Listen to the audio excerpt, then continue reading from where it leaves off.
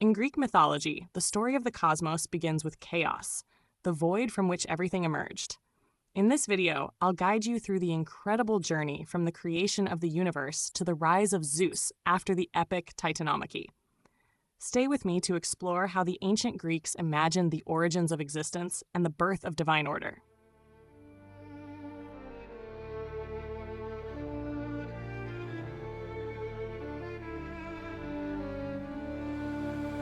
In the beginning, there was chaos, not mere confusion or disorder, but a living, shifting force.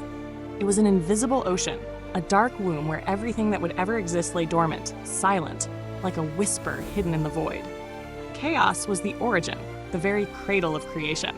From this primordial energy, the first entities emerged. The first was Gaia, the earth. Solid and steady, she became the foundation upon which everything would be built. Soon after Gaia, Uranus the sky came into being. He stretched above her like a vast celestial dome, studded with stars. Together, Gaia and Uranus formed a cosmic pair, a perfect union of earth and sky, bringing the first glimmers of order to the primordial chaos. But they were not alone. From the depths arose Tartarus, an endless abyss where the thickest darkness reigned. Then came Nyx, the night, cloaking the cosmos in her dark and silent veil. Alongside her was Erebus, the darkness, filling every space, every void in between. Yet, it wasn't all shadow.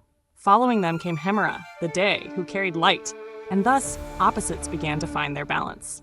Finally, Eros appeared. Not the god of love as he would later be known in myth, but a primordial force, an invisible bond that drew together what was scattered.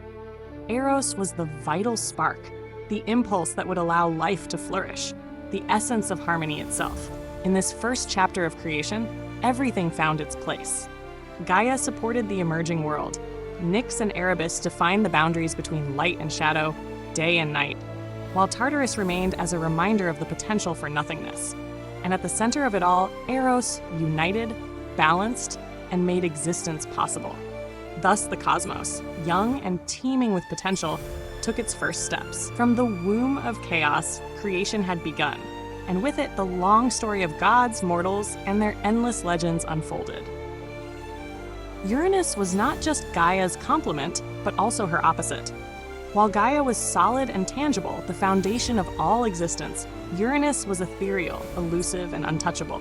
Together, they embodied the perfect balance between the physical and the spiritual, the tangible and the intangible. Their union was a source of unparalleled creative power.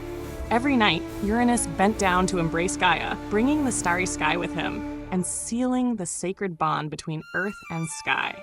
From this divine alliance came a lineage of extraordinary beings. The children of Gaia and Uranus would shape the world and determine its fate. However, with their birth, a series of conflicts began, destined to disrupt the primordial harmony. The first offspring were the Titans, majestic beings who personified the fundamental forces of nature and the cosmos. 12 in total, 6 males and 6 females, each with a unique power. Among the males, Oceanus reigned over the deep waters, Cuus symbolized intellect, Crius represented the constellations, Hyperion embodied the light of the sun, Iapetus represented cunning and mortality, and finally, Cronus, the youngest, was the embodiment of time, endowed with extraordinary intelligence. The females were equally remarkable. Theia personified celestial light, Rhea symbolized fertility and motherhood, Themis was the essence of justice, Mnemosyne guarded memory, Phoebe embodied wisdom, and Tethys ruled fresh waters and the life they nurtured. These titans represented the stability and order of the nascent cosmos, but within them burned an ambition that would soon shatter that balance. After the titans, Gaia gave birth to the Cyclopes, enormous creatures with a single eye in the center of their foreheads.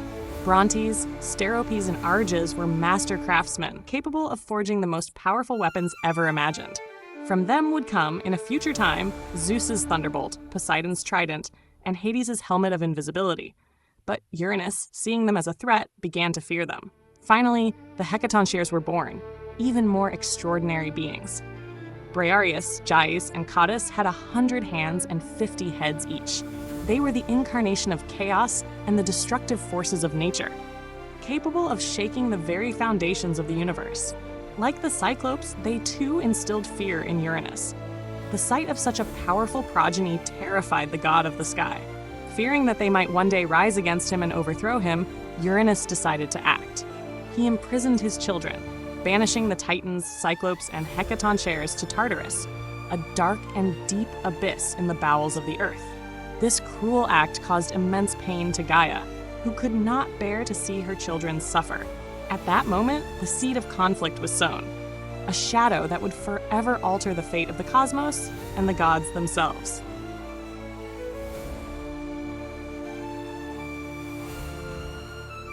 Tormented by the injustice inflicted upon her children, Gaia's sorrow turned into resolve. She could no longer bear the suffering and decided to act. Calling upon her creative power, she forged a weapon of unmatched strength, a sharp sickle made of adamant, a mythical metal that was both unbreakable and incorruptible. Holding this tool of rebellion, Gaia approached her children and begged them to rise against their father's tyranny. Among them, only Cronus, the youngest and most cunning of the Titans, answered her call. Ambition burned within him, and he saw this as his chance to seize power and alter the destiny of the universe. Taking the sickle from his mother, Cronus swore to avenge his imprisoned siblings and put an end to Uranus's reign. On a quiet, starry night, Cronus hid in the shadows, biding his time.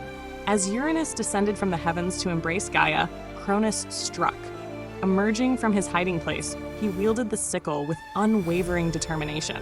In a single, decisive act, he severed his father, splitting the sky from the earth forever. From the blood of Uranus that fell upon Gaia, extraordinary and fearsome beings were born. The mighty giants, the relentless Furies, and the graceful Miliae nymphs. This act not only ended Uranus's dominion, but also heralded a new era, the Age of the Titans. With his father defeated, Cronus set his siblings free and claimed the throne of the universe. However, his liberation was not complete. Fearing their immense power, Cronus chose to leave the Hecatoncheires and the Cyclopes imprisoned in Tartarus, betraying the very cause his mother had started. This decision planted the seeds of his eventual downfall. Though dethroned, Uranus's voice echoed with a prophetic curse. He warned Cronus that one day, he too would be overthrown by one of his own children. The ominous words hung over Cronus like a dark shadow, haunting his newfound rule and setting the stage for the struggles to come. With Uranus vanquished, Cronus ascended as the supreme ruler, sharing his reign with his sister and wife, Rhea. Their union was seen as a beacon of hope, a promise of a new generation of gods who would bring order and prosperity to the cosmos. Yet Cronus's heart was gripped by fear. The prophecy of his demise consumed him, and he could not trust even his own progeny. Rhea, the goddess of fertility and motherhood, was the epitome of life's abundance.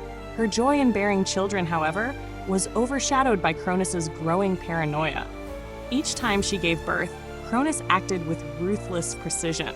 To prevent the prophecy from coming true, he swallowed each newborn, Hestia, Demeter, Hera, Hades, and Poseidon, condemning them to a fate within his own body. Cronus believed this brutal act was the ultimate safeguard against his fall.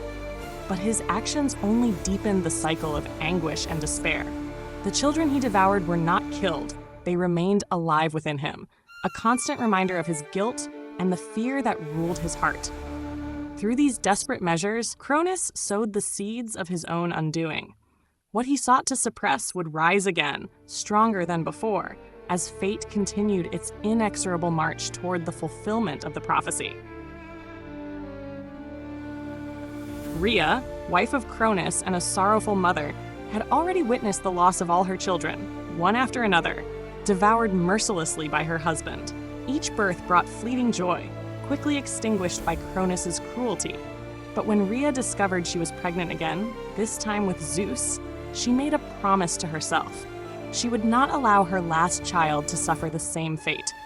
Filled with both anguish and hope, Rhea turned to Gaia, the powerful Mother Earth, seeking a way out. Gaia, who had already seen the oppression of her descendants, heard her daughter's plea and devised a bold plan to save the newborn. This plan would not only protect Zeus, but could also bring an end to Cronus's tyranny.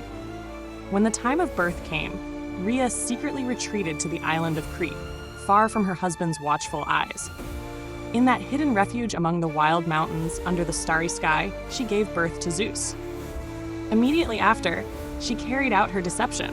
Wrapping a large stone in swaddling clothes to resemble a newborn, she returned to Cronus with this false offering in her arms. Cronus, unaware of the ruse, accepted what he believed to be his last child with his usual brutality. Without suspecting a thing, he swallowed the stone, convinced he had eliminated this threat as well. Meanwhile, Rhea, her heart heavy but filled with determination, hid the real Zeus in the heart of Crete. The infant was entrusted to the care of Amalthea, a divine goat who nourished and strengthened him with her milk. Amalthea was not merely a nurse, she was also a protector, a symbol of abundance and safety. Beside her were the Curies, warrior spirits who, with the clamor of their spears and shields, masked the cries of Zeus, ensuring Cronus remained unsuspecting. In those lush Cretan mountains, Zeus grew strong and determined. With each passing day, his strength increased, along with a growing awareness of his destiny. He knew he was not born to remain in the shadows, but to confront Cronus and restore balance to the cosmos. Rhea and Gaia, watching from afar, saw in him not just a son, but the hope of an entire generation of gods. When Zeus reached maturity, Gaia revealed a crucial secret to him. In Tartarus, the deepest and darkest place on Earth, the Cyclopes and Hecatonchires were imprisoned, beings of immense strength and power. Cronus had confined them there out of fear of their potential. Zeus understood that freeing them would be essential to the success of his rebellion. The Cyclopes, masters in forging divine weapons, and the Hecatonchires, with their unmatched strength, would become his most valuable allies.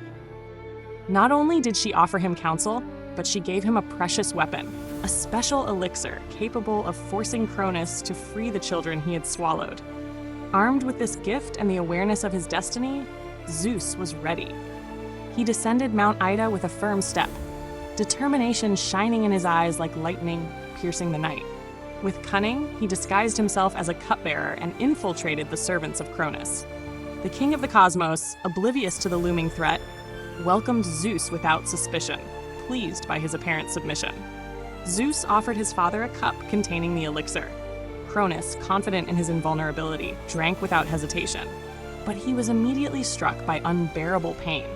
Amid spasms and cries, one by one, the children he had devoured were freed. Hera, Poseidon, Hades, Demeter, and Hestia returned to the light, reborn in their majestic divinity. For the first time, Cronus felt the weight of his impending downfall. His children, now free, gazed at Zeus with gratitude and admiration. They saw in him not just a brother, but a leader. Hera, majestic and resolute, vowed to support Zeus with her wisdom. Poseidon, fierce and powerful as the sea, promised dominion over the oceans.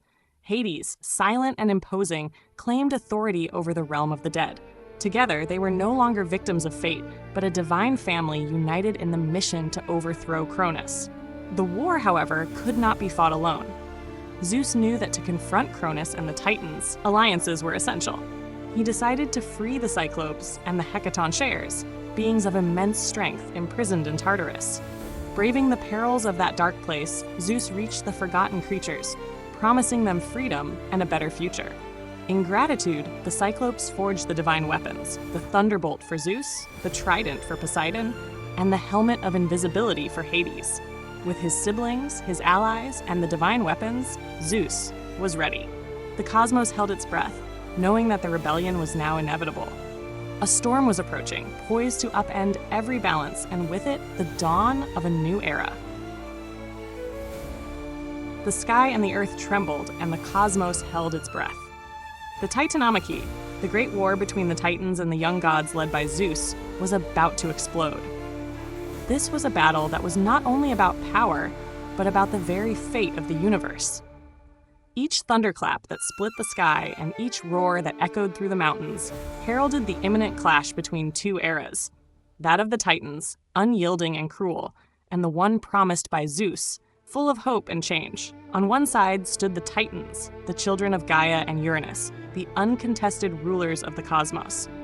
Cronus, the king, wielded a massive sickle, a symbol of his past triumph over his father. By his side were mighty gods such as Hyperion, the lord of the sun's light, Coeus, the astute strategist, and Iapetus, the master of brute force. Their majesty was intimidating, and their loyalty to Cronus unwavering. However, beneath the surface, some Titans began to question the tyranny of their king. On the other side were Zeus and his allies. Alongside him were his divine siblings: Poseidon, who ruled the waters; Hades, lord of the underworld; Hera, the powerful goddess of marriage; Demeter, the protector of fertile earth; and Hestia, guardian of the hearth. But Zeus didn't stop with his family. With great cunning, he had also freed the Cyclopes, skilled blacksmiths, and the Hecatonchires, monstrous creatures with 100 arms who had been imprisoned in Tartarus for untold ages. The conflict began with a roar that shook the earth. The mountains split apart, and rivers changed course as the Titans clashed with the young gods. The sky darkened, pierced by the lightning of Zeus, while the waves of the ocean surged furiously under Poseidon's command. The Hecatonchires hurled massive boulders, devastating the Titans' lines, while the Cyclopes fought with strength and precision. Cronus, furious, roared orders to his brothers and confronted Zeus with a mix of hatred and fear. His sickle slashed through the air, but the young god proved to be a clever adversary, dodging the blows and counterattacking with his lightning, illuminating the battlefield with blinding flashes. Each day of the war seemed eternal. Both sides suffered losses, but neither yielded. Zeus proved himself not only a warrior, but also a charismatic leader, inspiring his allies with speeches full of passion. They were fighting not just for themselves, but for a new cosmic order, free from tyranny. Meanwhile, Gaia, mother of all, watched with both sorrow and hope. She had helped Zeus free his imprisoned siblings and gather his forces, but the conflict between her descendants broke her heart. However, she knew that change was necessary, even at the cost of great sacrifice. After 10 years of relentless war, the decisive moment arrived. Zeus, knowing that time was against them, decided to launch one final, devastating attack with the combined efforts of his best warriors. The Hecatonchires, with their 100 arms, began to hurl massive boulders at the Titans, breaking through their defenses. Poseidon raised a massive wave that swept away entire enemy battalions, while Hades, made invisible by his helmet, infiltrated the Titans' ranks, sowing chaos. Cronus, now struggling, launched one last desperate attack against Zeus. But the young god, with a masterful strike of his lightning, managed to disarm him and send him crashing to the ground. At that moment, the reign of the Titans collapsed. The roar of war had finally subsided. The Titanomachy, which had shaken the entire cosmos for 10 long years, was coming to its dramatic conclusion. Zeus, the young god who had brought hope and victory, stood triumphant, with his lightning bolts still crackling in the sky. The defeat of the Titans marked the end of an era and the dawn of a new one, the reign of the Olympian gods. But this victory was not just a matter of power. It was, after all, a symbolic act of renewal, a sign that the cosmic order had to be restored. Zeus, who had gained power with the help of the Cyclopes and the 100-handed ones, decided that the Titans, with their unchecked ambition, would never again jeopardize the balance of the universe. With the support of the 100-handed ones, he locked them away in Tartarus, the deepest and most inaccessible place, guarded by impenetrable walls and those very creatures. Cronus, the king of the Titans, fought with rage, but his power was already shattered, and his gaze, once proud and full of arrogance, now reflected nothing but defeat. Despite his severity, Zeus did not act with cruelty. He knew that his reign would be judged not only for its strength, but also for its justice. Some Titans, like Oceanus and Themis, who had not participated in the war or had helped the Olympian gods, were spared and became important allies and advisors in the new cosmic order. With the cosmos finally free from the tyranny of the Titans, Zeus summoned his brothers and sisters to discuss the future of the world. He knew that power could no longer be concentrated in the hands of a single deity, or else the same mistakes of Cronus and Uranus would be repeated. So he decided to divide the dominion of the universe among the 3 male brothers, each to rule their own realm. To Poseidon, the proudest and most impetuous, was entrusted with the rule of the seas. The trident that the Cyclopes had forged for him became the symbol of his authority, and the waters answered his command, following his will. To Hades, the most reflective and introspective, was assigned the underground realm, the place where the souls of mortals would meet their fate. Hades ruled in solitude, wearing the helm of invisibility, but he did so with wisdom and respect for the natural order. Zeus himself ruled the sky, the vastest and brightest domain, the realm of storms and lightning, the symbol of his power. But his reign did not end with the sky. Zeus was the supreme ruler, the arbiter of divine disputes, the keeper of cosmic balance. Even Zeus's sisters had a crucial role in the new order. Hera, his consort, became the queen of the gods, protector of marriage and family. Demeter, goddess of fertile earth, would protect the harvests and abundance. Hestia, with her sacred hearth, symbolized stability and domestic unity. With the new order established, Zeus decided that the Olympian gods would have a dwelling worthy of their rank.